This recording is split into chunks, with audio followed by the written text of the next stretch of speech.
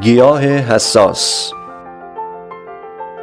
گیاه حساس در نواحی گرمسیر قاره آمریکا به خصوص در برزیل می روید. در شمال ایران مازندران هم کاشته می شود و یک گیاه یک ساله می باشد. در اواخر فروردین ماه از طریق تخم تکثیر می شود. پس از مدت کوتاهی برگچه های کوچک همراه با یک ساقه از وسط آنها رشد می کنند. دقیقاً از همین زمان گیاه حساسیت خود را نشان داده و با یک ضربه کوچک برگهایش را جمع کرده و به پایین خم می شود. گیاه حساس در تیر ماه گل می دهد. گلهای آن به اندازه یک توت فرنگی کوچک و به رنگ ارغوانی می باشد. گلها تا آخر پاییز به تدریج تبدیل به تخم می شوند. با سرمای زمستان عمر گیاه نیز به پایان می رسد. رفتارهای فیزیکی گیاه حساس: حالتهای خواب و بیداری. گیاه حساس در طول روز برگهای خود را کاملا باز می کند که حالت بیداری نامیده می شود. هنگام غروب به تدریج برگهای خود را جمع کرده و به حالت خواب می رود. حساسیت به آفتاب و نور زیاد. این گیاه متناسب با شدت نور زاویه باز کردن برگهایش را تغییر می دهد. در معرض نور شدید آفتاب آنها را تا حدودی جمع می کند. همزمان با چرخش آفتاب در آسمان مثل یک گل آفتابگردان جهت برگها و شاخه‌هایش را نسبت به خورشید تغییر می دهد. حساسیت به ضربه و قطع کردن. اگر به شاخه برگهای آن ضربه بزنیم و یا آنها را قطع کنیم، هنگام روز برگهایش را جمع کرده و شاخه‌هایش را به طرف پایین خم می کند و در طول شب که برگهایش در حالت خواب و جمع شده هستند فقط شاخه‌هایش را به طرف پایین خم می کند. به طور میانگین پس از تقریباً 15 دقیقه شاخه برگهایش به حالت اولیه برمیگردند. حساسیت به شعله. اگر شعله کبریتی را به آرامی به نوک برگهای گیاه حساس نزدیک کنیم، برگهایش یک به یک جمع شده و شاخه مربوطه به طرف پایین خم می شود. پس از مدتی شاخه های دیگر نیز یکی پس از دیگری خم شده و برگهایشان در جهت عکس از سمت شاخه به طرف نوک برگها جمع می شوند. پس از حدود 30 دقیقه به حالت اولیه برمیگردند و نیز در هنگام تحریک شدن هر شاخه چند میلی ولت برق ایجاد می کند.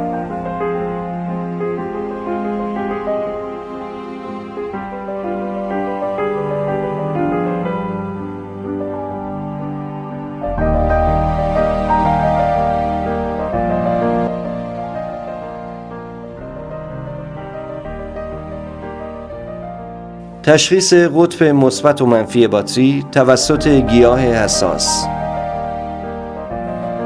به کارگیری یک گیاه برای تشخیص قطب‌های مثبت و منفی روشی جدید می باشد.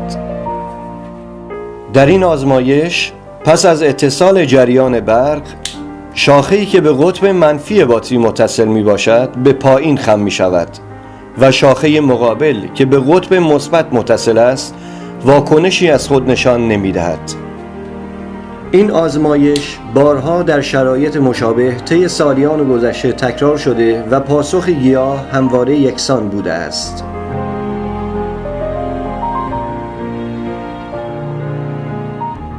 عملکرد گیاه حساس را می توان با یک مدار الکترونیکی شبیه سازی کرد. اگر کلید مدار را وصل کنیم، چراغی که به قطب منفی باتری متصل است روشن می شود و چراغ دیگر خاموش می ماند.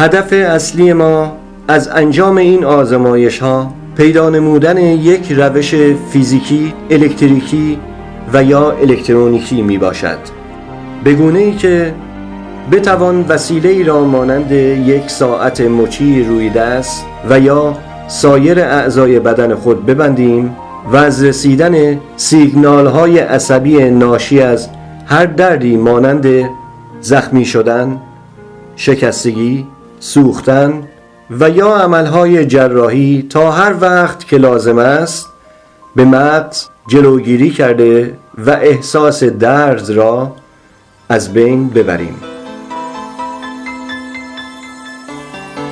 جلوگیری و کنترل انتشار سیگنال‌های داخلی گیاه حساس به روش فیزیکی سرد کردن.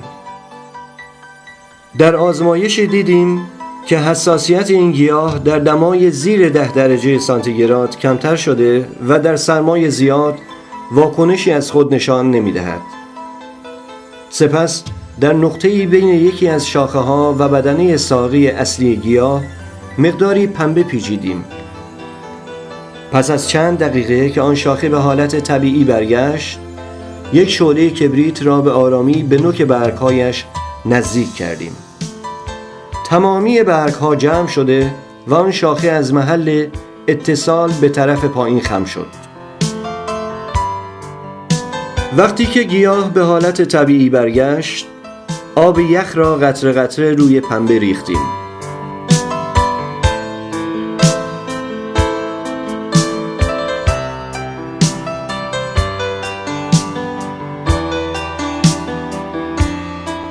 سپس یک شعله کبریت را به آرامی به نوک برگ‌ها نزدیک کردیم.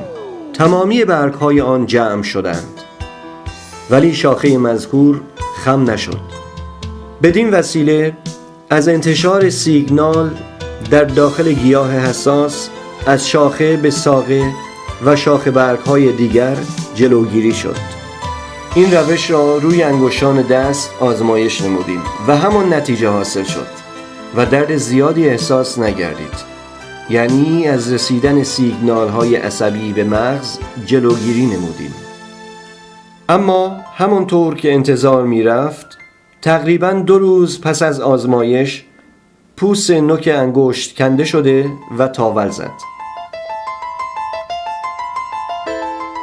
جلوگیری و کنترل انتشار سیگنال‌های داخلی گیاه حساس به روش الکتریکی.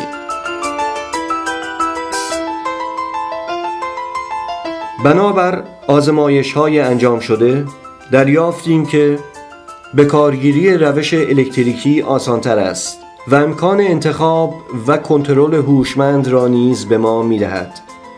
از این رو فعالیت‌های خود را بیشتر روی روش الکتریکی متمرکز نموده‌ایم. در اینجا الکترود کوچکی را به ساقه اصلی گیاه وصل نموده و انتهای سیم آن را توسط قسمت فلزی یک پیچ گوشتی تقریباً 7 سانتی متر در خاک مرطوب گلدان داخل کردیم. پس از آن که گیاه به حالت طبیعی خود بازگشت، به آرامی شعله کبریت را به نوک برگ‌های یکی از شاخه‌ها در بالای محل نصب الکترود نزدیک کردیم. به تدریج برگ‌ها و شاخه‌ها جمع شده و به طرف پایین خم شدند، ولی برگ‌ها و شاخه‌های پایین الکترود هیچ واکنشی نشان ندادند. بنابراین مشخص شد که سیگنال الکتریکی تحریک شده داخل گیاه از محل اتصال الکترود و توسط سیم به داخل خاک گلدان منتقل شده است. به عبارت دیگر، با این روش از انتشار سیگنال تحریک شده داخلی گیاه از قسمت‌های بالای الکترود به قسمت‌های پایین آن جلوگیری به عمل آمد.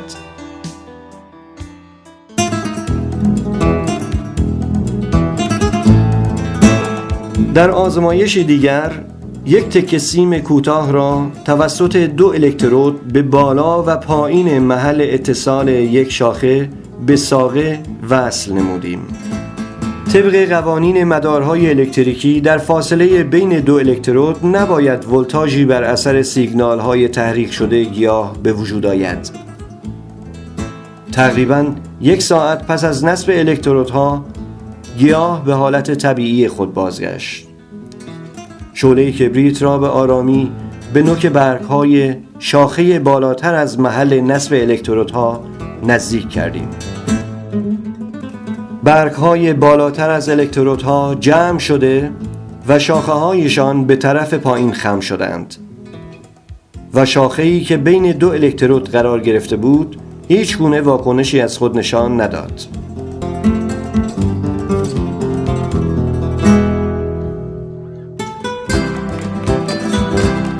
پس از مدتی همچنان که شاخه‌های بالای الکترودها به طرف پایین خم شده بودند، شعله کبریت را به آرامی به نوک برگ‌های شاخه‌ای واقع در پایین الکترودها نزدیک کردیم. برگ‌ها و شاخه‌هایش به طرف پایین خم شدند، ولی همچنان شاخه بین 2 الکترود هیچ واکنشی نشان نداد. دو سر الکترودها توسط تکه سیم اتصال کوتاه شده است و ولتاژ حاصل از تحریک سیگنال داخلی گیاه در دو سر الکترودها برابر با 0 بوده و در نتیجه شاخه بین الکترودها تحریک نمی شود. در ادامه وقتی که همه شاخه و برگ‌ها به حالت طبیعی برگشتند، یک شعله کبریت را به نوک برگ‌های شاخه بین 2 الکترود نزدیک نمودیم. برگ‌های شاخه مذکور جمع شده و خود شاخه نیز خم گردید. باز هم سیگنال تحریک شده به ساقه و شاخه‌های دیگر منتقل نشد. با این آزمایش‌ها نتیجه گرفتیم که علاوه بر جلوگیری از انتشار سیگنال داخل گیاه، میتوان مسیر حرکت سیگنال ها را نیز کنترل نمود.